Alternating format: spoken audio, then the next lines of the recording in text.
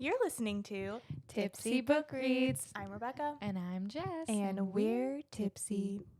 Too many books on my TBR. Yeah.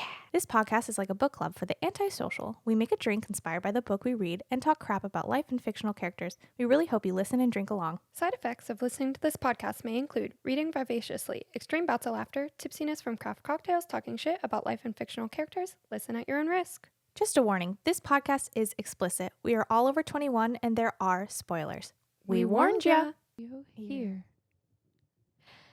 Hey. What's up? Nothing much, dude. I'm like half asleep still. Girl, same. Wow. We had our mini-sode last night. And such a fun event at Fern and Fable. Such a fun event at Fern and Fable. And so I sleepy.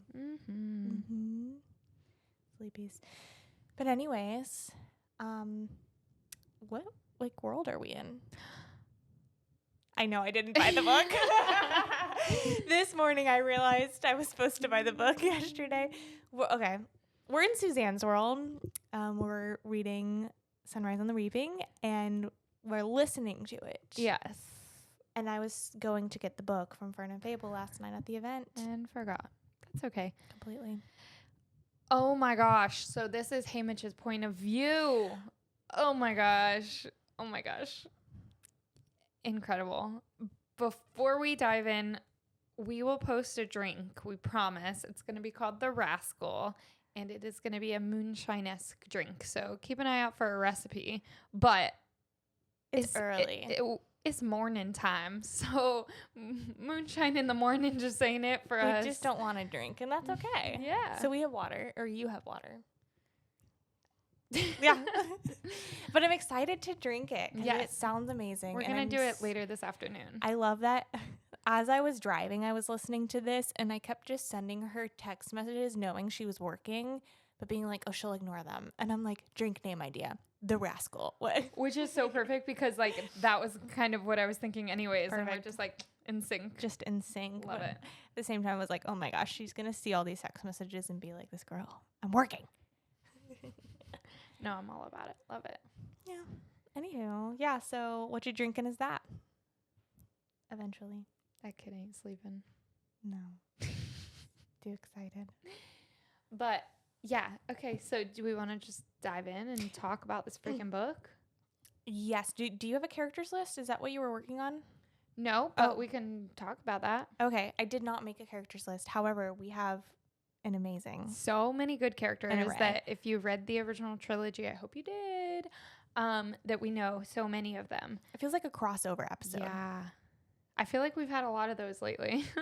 I love that. So obviously this is from Haymitch's point of view, which is absolutely incredible. So Haymitch is 16 at this point.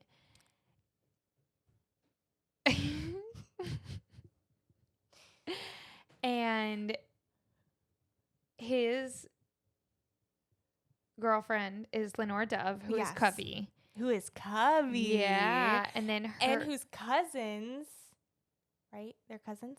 Yeah, cousins. Yes, with Burdock. the Everdeen. Yes. Who is Katniss Everdene's dad. Yeah. How Womp, freaking womp, cool. womp. That's crazy. Yeah. It's so cool. And so, yeah, they're cousins. And then we have Lenore's uncles, Tam Amber and what's his husband's name? To be fair, they're mentioned like 3 times. Yeah. I don't remember. Anyways, and then the other tributes from 12 are Maisie Donner. Love. Who Maisie and Marilee are twins. Mm-hmm. And then we have Luella McCoy and we have Wyatt Callow. Mm-hmm. And it was supposed to be the Chance boy. Yes. And he lost his chance. Oof. In his life. Yeah, so those are the 12 tributes. And then once we get to the Capitol, we see some big players like Beatty and Mags and Wyrus, who are the mentors, who are previous winners of the Hunger Games, right? Obviously, we have President Snow, and we have Plutarch Heavensbee, which we know the Heavensbee name, and we know Plutarch, but it's so interesting seeing Plutarch 25 years prior. I know. It's so fascinating. I love that. And the trinkets. Yeah. Effie. Yep. Effie. This is like how Effie came to be in the world of the Hunger Games, I right? loved that. Yeah. I love that. How freaking cool. And just seeing her her personality shine through. Yeah. I love that. Yeah. Her absolutely obliviousness. Who else did we see? We said President Snow, right? Yeah. We said BT, Mags, Virus. Yeah. Yeah. Incredible. So, yeah, lots of good characters His that we're mom's familiar brother. with. Yeah. And I forgot their names. And Katniss's mom. Yeah. Mhm. What's her name again? I don't know. But we do. Okay, sorry. Are we ready to just dive in? Yeah, let's do it. Scattered thoughts. We get to see Katniss, Mockingjay Pin, like the beginning of it. Mm-hmm.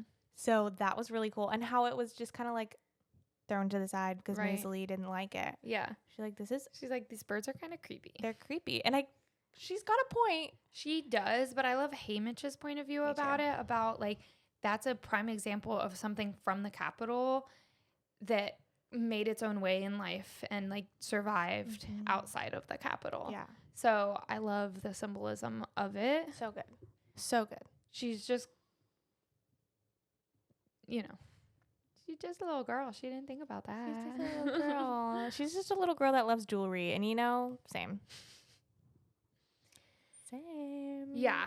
Okay. So at the beginning of this book, what the heck is going Oh on? my gosh. I love. Oh, he has a girl.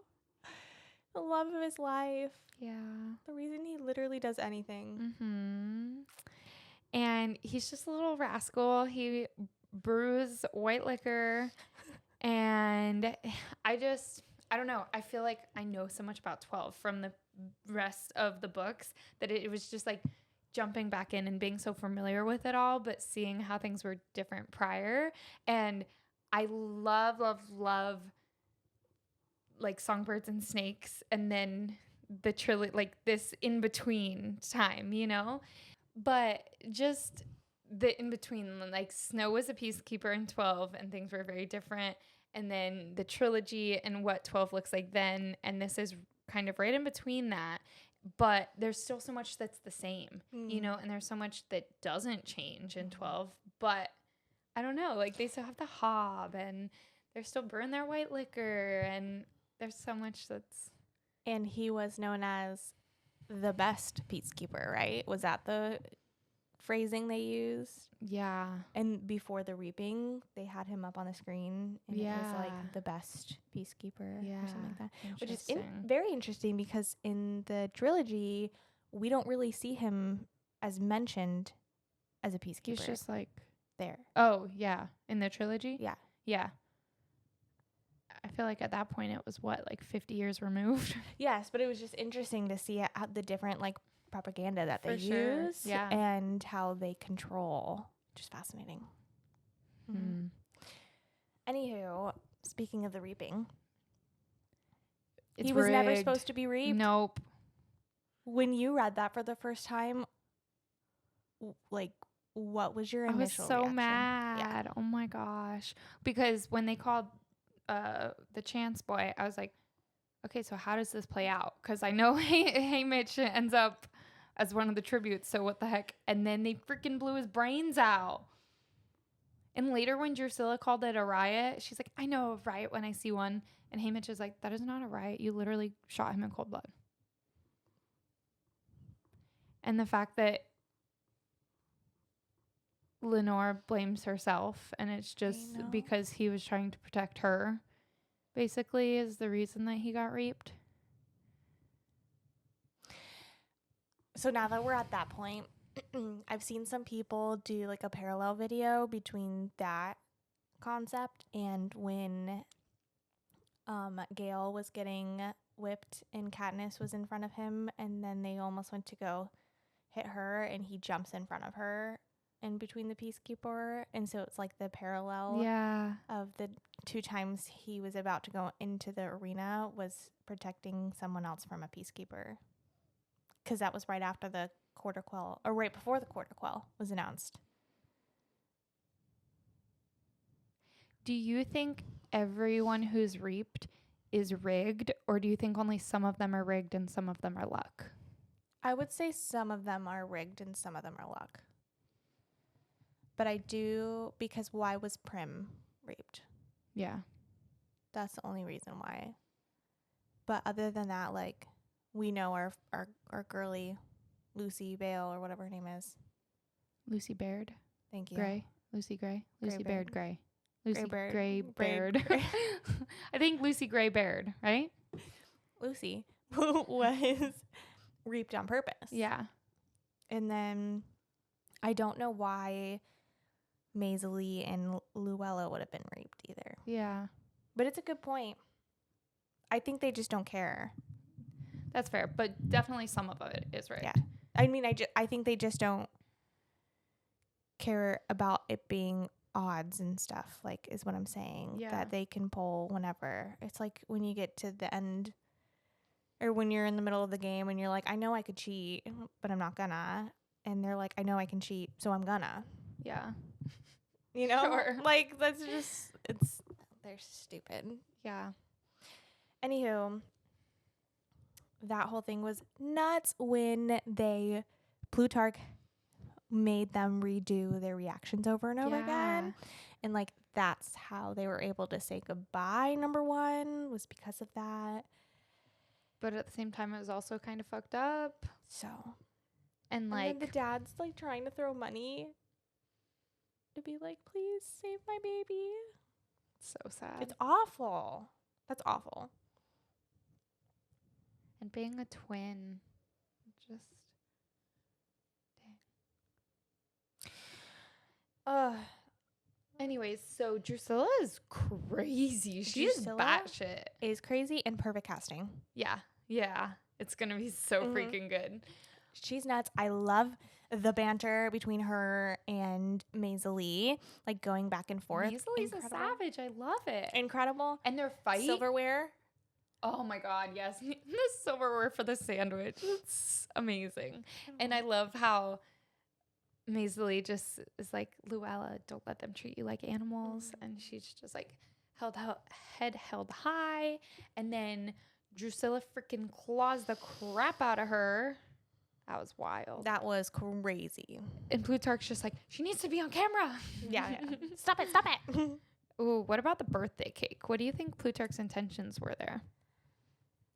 I don't know. I think I will always, and I think it's very purposefully done, that we always feel like side-eyeing Plutarch of what his real intentions are.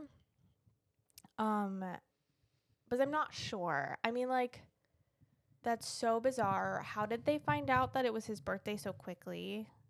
Well, I guess they have that access to the records and stuff, but you know what I mean? Like, it was so, and you know what? Never mind. I take that back, because there was quite a bit of time that happened in between that and the actual birthday cake, because he was, like, knocked out. That's true. Hamish was knocked out. So I take that back. But I don't really know. I want to say that it was because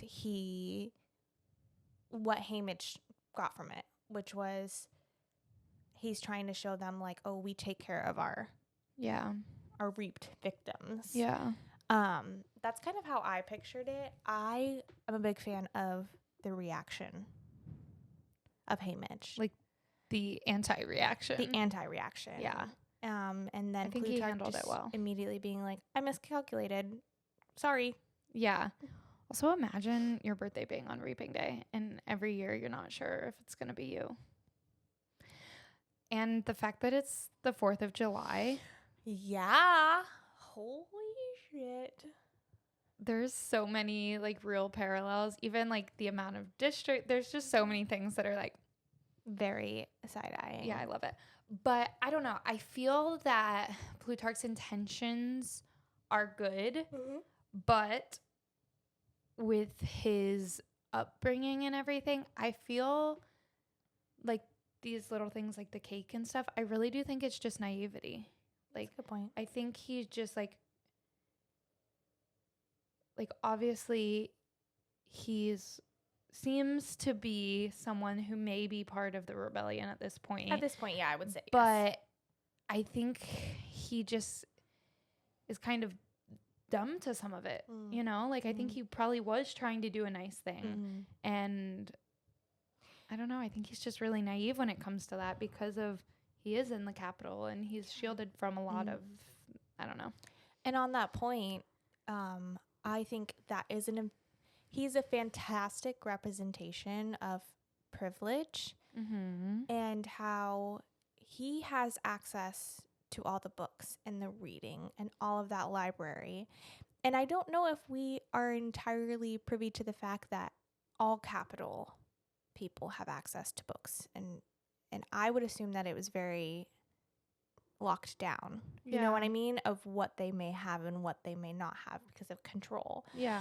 And so the fact that Plutarch has access to them, even when he was kind of testing Hamish's knowledge of what Hamish knew, like I'm not entirely sure that what Plutarch had access to is across the board okay. Yeah. And so that just shows, definitely censored, I'm sure. Yes, and that shows, I think, another level of privilege of money, right?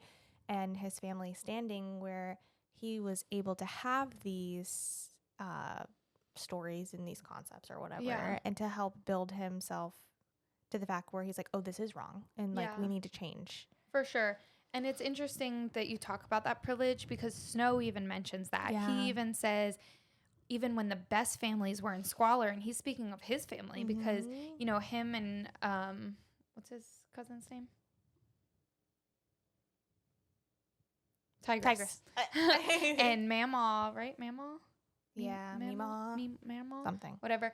They were living in squalor and, like, eating nothing but, like, I don't know. They were eating, like, not even food at that point. And he said, but not the Heavens bees. Because Hilarious was in his class, right? And they were still stinking rich even during the dark days. So they still had access to all of that when even like other privileged families didn't. Good so point. Great. That just like they're even higher up on the privilege level. And I think that that's part of the being naive about things as well is he has been sheltered from a lot of the hardships and everything. Yeah. So interesting. It is very interesting. I love how they're doing the allies. So in the beginning, when Luella and Haymitch are speaking, and we get to see Sweetheart. Yes. Oh my gosh! And the fact that Sweetheart with Katniss was never facetious. Yeah. And just seeing the origin of that. Yeah. And how Katniss used to be so annoyed at it. Yeah. And just, I don't know, seeing the origin of the Sweetheart and how the parallels between Luella and Katniss and their whole situation is like, yes. He just wants to protect. He just wants to protect her. And to that point, right before they get onto the chariots and she says, I don't think I have this. What? Oh. Okay. Oh, sorry. Never mind. You and me to the end. Yes. And he says, you and me to the end. And then literally she dies. Yeah. Like right after that. Also right in that same paragraph, he says, you've got this. And she says, I don't think I have this. Yes, you're right. And then she didn't, in fact. She didn't. That entire situation is disgusting. Disgusting. I feel like the first time I read this, I pictured the parade differently. Like I pictured it in like an arena or something. Like I did too. Right? And then when I reread it, it's through the streets of Panem up to like the White House, basically like where President Snow lives. Right. And that's more of like at the end of the trilogy when they're like running through the streets and there's the bombs and stuff. It's like through those streets from like Tigress's shop to Snow's house. Yeah. That type of which is not what I pictured the first time for some reason. I thought they were like going around. I don't know. But it was like a whole blown parade down the street. Yeah. Which makes it even more wild. And it's so tragic. But Haymitch's reaction, as well as the reactions of the rest of 12 and their response, and Maisie just being like, don't let them have her. Yeah. And Haymitch just doing he's just his running. best. Oh my gosh, the whole scene was beautiful. Oh my gosh. And then him just basically stopping in front of Snow and clapping. So good. It's so good. And his father's advice to the one tribute prior was don't let them paint their posters with your blood. I love that. It's so good. And then him just taking that to heart and internalizing that the whole time, the way his mom asked him to, and how every little thing that he does is so calculated in that very thing. And that also seems like Maisie's whole thing is don't give in to the propaganda. Don't let them use us. Like, stand up against it. And he says, ain't nobody using Maisie for propaganda. Yeah, no. Nobody's using these clips because she Yeah. is not giving in for 1 second. No. Whereas the careers, they're feeding right into it. Yeah. And just eating it up. And Yeah. it's like, that's not good. No, which they were groomed to do. They were, for sure. But that in itself is messed up. Yeah, absolutely. Well, R.I.P. Luella. And then the Lulu situation is insane. God, Her so replacement, scary. so awful. We have to move right along though, because we're running out of time. That the reactions of everyone to that was well done. Of like, oh, I guess we have to just like pretend that she's who she is. Like, that's crazy. And then not being able to call her Luella, so she's Lulu. I liked that. Yeah, it was very good. And just the fact that they have like a drug port in her and a bug in her ear. And she's so baby. Yeah, she's a little baby. And they just feed stuff into her ear and they're listening to them through her ear. Do you think they have a camera on her too? Yeah. Like her eyes are cameras or something? Maybe. I saw a thing on TikTok that was like Haymitch's games. When Katniss and them watch them, it looks like it's through someone's eyes. So is it Lulu? Like, that's the camera view? I have to go back and like look in the actual book. Yeah. But apparently it mentions something about it like looking like point of view like games. Wow. So I'll have to find that and definitely. see if that's actually my true, gosh, 'cause that's awful. crazy. Beady, oh my God, Ampert, how tragic. And Beady just being like, there are some punishments worse than death. And they knew that this was how to get me. And the fact that the timing of everything, that like he would have just killed himself if he knew that they had caught on to him. And they dragged it out. Yeah, that's so horrible. Maisie just helping everyone with their tokens. I know. Haymitch is like, she's actually not so bad. No, she's not. She's just trying not to be controlled like everyone else. Yeah. Is really what it is. Yeah. And she also has a sense of privilege within the realm of what they know. Totally. So obviously not to the same level of capital, but within, the Seam versus the town people and all of that. And the continuation through the entire first part, at least, of stale marshmallow, I love that. And I think I will be using that description from now on. I feel like a stale marshmallow. Yeah. I love that. Mags and just Haymitch crying on her shoulder after Luella's death. And who cried in her? Finnick. Okay, that's what I thought. But I wasn't sure because I was like, I feel like it's Finnick. I was trying to figure out the age and stuff, and I was like, yeah, it's got to be Finnick, but he seems so young in the movies. You're so right, and he is young. Maybe it's not Finnick, but it would have to be. Isn't he younger than Haymitch? I thought so. Yeah, because he's around Katniss' age. That doesn't make sense. Well, I guess it is a little. Isn't it like a little boy? I don't know. I think he's a few years older than Katniss. I don't know. I got to look at a timeline. Yeah, we need to We'll figure it out for ages. next episode because I thought it was Finnick, but then I was trying to figure out the timing and the ages. He is described as a little boy. So how old is Haymitch? 16? 16, and I think you have to be 14 to be reaped. So was it 13? Like the year prior? Oh, is it 13? I think it's 13. But also, Amber is younger. See, that's what I need. I don't understand those rules. Yeah. Because some of those kids have to look be younger. like 12. Yeah. Maybe that's part of the rig. Maybe it is 12. Maybe, because isn't Prim 12? Maybe it is 12.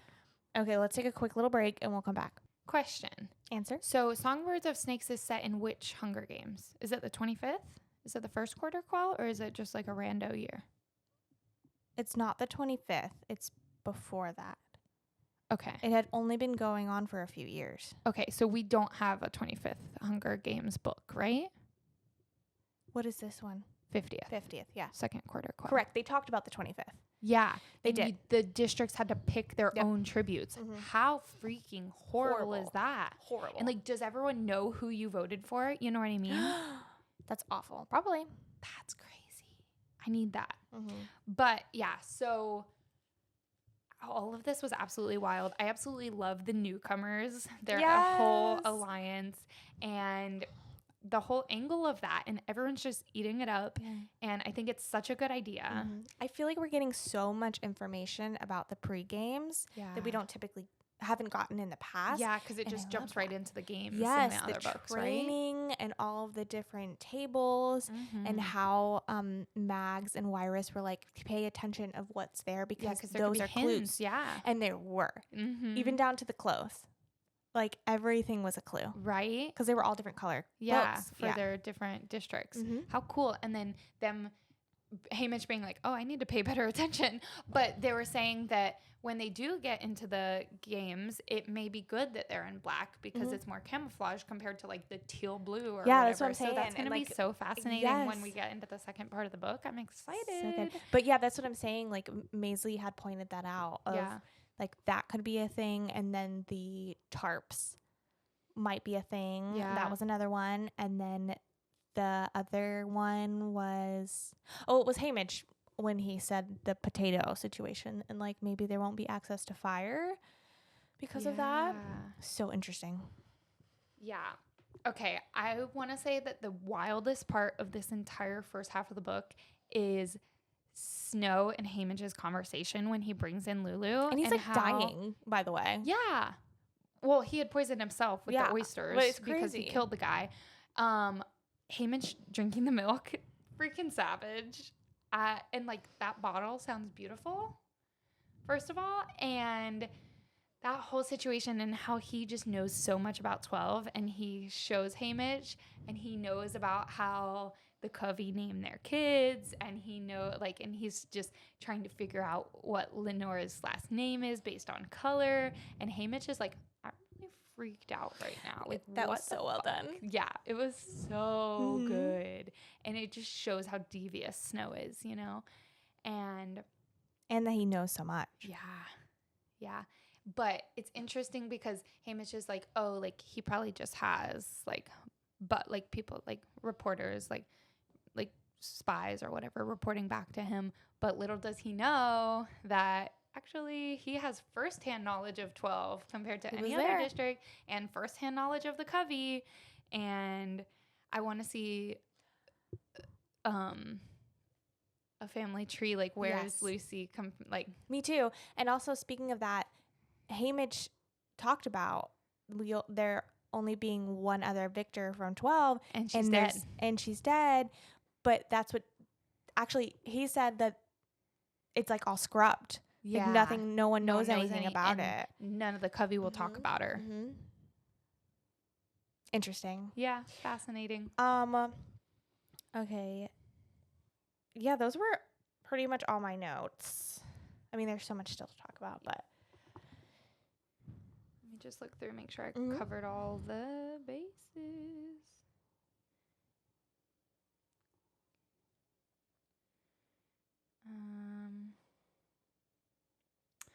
It mentioned something about the peacekeepers' uniforms used to be like gray, dove colored or something, and now they're white. And like, I wonder if that was Snow, just like because he like Snow White, like white colored. Like, did he just change the colors because he thinks he's the best and he thought white was the best? You know what I mean? That makes total sense. And also, I had seen something somewhere about Snow being named like Covey. Because there was something about his first name being related to some kind of poem or something. And then Snow is a color, like the color white. Yeah.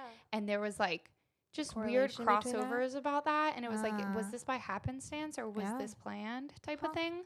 So I don't know. There's just some Easter eggs that I need to like deep dive into some more Wow. for the second part. That's crazy. Yeah. Predictions. Hamish is gonna win the games. Really? What gives you that idea? I don't know. But I'm very excited to see how it all plays out. Yes. Oh my gosh. We're going to have What a so way to much to talk I about. was gonna say, what a way to end this Yeah, again. it's perfect because it's right before we hop into. Mhm. Oh my gosh, I'm so excited. So good. All right. Are you ready to end this thing? Yeah. What kept you up and what kept you home? What kept me up? Well, I guess we know now the fact that DEG has a new book. Yeah. And also the fact that she dropped the news on our podcast. Oh my gosh. Stunning. I'm so excited. I was like, I knew it. Mhm. And then what was that? What did I say? What kept you up? What So is now that? you need what kept you home. Nothing. Haven't been home. Haven't been home. Can't. Yeah. I Can't relate. feel that. Next. What kept me up? I don't know, booked and busy, you know? I love that. All right. Cute. Yeah. Let's do next week Enneagrams and Let's do Enneagrams. Yeah. Cool. Well, thank you so much for listening along. We love you. Stay tipsy. Bye. Bye.